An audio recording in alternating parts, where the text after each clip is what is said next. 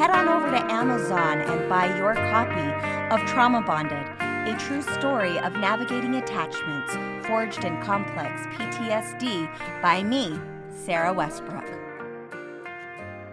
Well, I was just going to say, just as we're expanding, upon like the idea that men and women can have, different roles, I like, again, focusing back on, the Heavenly Mother and that particular theme. I feel like when we talk about Heavenly Mother, we're only talking about her role as being a mother. And that is really hard for a lot of people, especially people who are in the non-binary category to they actually don't like talking about Heavenly Mother, as I've had conversations with these people. Many of them don't, yes. Because they don't want this to fall into the binary of a father and a mother, or a male and a female figure. Mm-hmm. And I would say as well that when we start, after I've stepped away from the church and no longer count myself as a member, it's really easy for me to now see that the church really cultivates the idea that a woman is only a wife or a mother when they refer to their partner as Sister Oaks or the wife of Sister blah blah blah, or the even in their funerals they're not referred to by their name or by their actions, but by their husband's actions and what their husband did. They're not, women in the church are not given the opportunity to be their own person. Right. And you can really see how the church doesn't value women for their unique, distinctive roles. They value women so that they can have sons who can become strong leaders in the church. Yep. And that's just putting it bluntly. Yeah. Absolutely. Well, and if you flipped it around, now you're not Mrs. Mason Westbrook. Now I'm Mr. Sarah Westbrook. So many people will be like, I don't think so. We're not doing that crap. But because it's what women have just grown up with, because this isn't just a Mormon issue. This is a societal issue. Yeah. Right. That's what we've grown up with. We just accept it as, well, that's just the way that it is. And right. Ooh. Yeah. So we have about 15 minutes left before our producer has to go. So just want to make sure that we're wrapping some of this up a little bit. But to speak about the roles, one of the things that I think Mason and I have worked really hard on over the course of our marriage is to recognize what are Mason's individual strengths and what does he bring to the relationship, both as my partner, not necessarily my husband, but as my partner, and then as the father of our children. What are the things that he does, and how can we play to those strengths so that our children get the best of both of us? So like in our home, I have multiple sclerosis. So come the evening, I'm done. Like I'm wiped out. My brain is gone. And so for as long as I can remember, unless Mason was deployed, Mason has done the bedtime routine. He's done the reading of the stories. He's done the baths. He's done the tucking in. He's done the kissing goodnight. And I just like kind of close the bedroom door, and Mason will send the kids in. I hug them goodnight. I give them a kiss, and we're good. The morning routine, that's definitely Sarah's thing. Like I am patient with the kids. First thing in the morning, Mason tends to come in a little bit more rushed because Mason's used to going to work at like 4:30, 5 o'clock in the morning because he's anesthesia.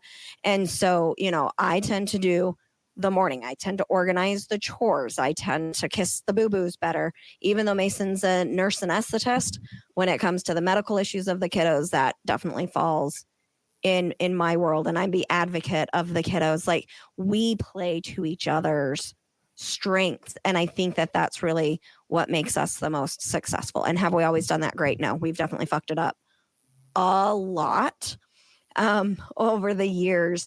But I think that as parents kind of lose this idea of this is the man's job and this is the woman's job. And we just say, what am I good at? And what are you good at? And how can we put this together to show up best for our children, our relationship, our circumstances, that we become better parents, better caregivers, better humans in general. So in closing, I would love to hear, how did this mother in heaven thing influence you walking away from Mormonism? Well, for me, I think it opened up, I would say, that can of worms that as I started taking the risks into looking into things that were not okay or taboo to talk about, that I became more and more comfortable with looking into things that are hard to face and that are uncomfortable to talk about. And it also showed me how there's a lot of, like with the SEC scandal and the bishop's hotline that, is protecting abusers. And Right. that calls attorneys rather than mental health advocates. It just made it so much more clear to me as I widened my view on these issues and allowed myself to question. And one thing that I will say that my Heavenly Mother path gave me was a community of women and a community of other people as well. Not just for a while, it was more women, but I've expanded it to include men and other folks, non-binary as well, to help give me views that are dissenting. It's given me a place where I can dissent and openly say, like, no, I don't agree with this. And then even further have conversations about it and why. Right. And that community really helped me to give me a better understanding of where other people are coming from and their experiences and how their experiences are not my experiences and vice versa. And I think it overall gave me a lot more empathy. And like, I listened to your first podcast episode and what your goal was. And part of that goal was to help people to grow and learn. And that is honestly where I think this led me. It was because I allowed myself to have this growing and learning expansion that ultimately led me out of the church. It wasn't Heavenly Mother that led me out of the church. It was the fact that I pursued an idea that made me realize there were things wrong. And and that, and it wasn't something, once it became an important and passionate topic for me, it was something I could no longer ignore.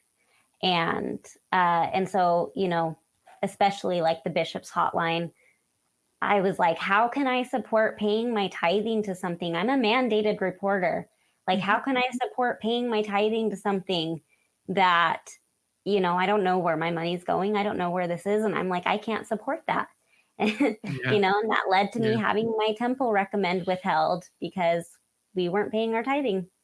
And I was like, well, I'll pay to other organizations. And they were like, nope, not good enough. And I was like, okay, well, I am okay with that too, because I can't be complacent or complicit in this anymore. And isn't that tithing issue so funny? Because now that there's been the leak, we know the church has enough money to do whatever it needs to do.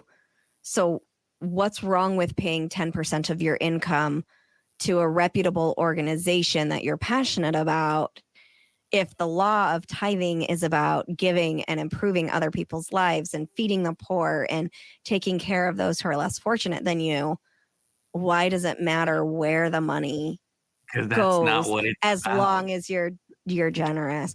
I love what you said, Kayla, because for me, as you said that, I wrote myself a little note here. I just want to read it. It says, Mormonism isn't a safe place for women's voices to be heard, understood, and influencing for change.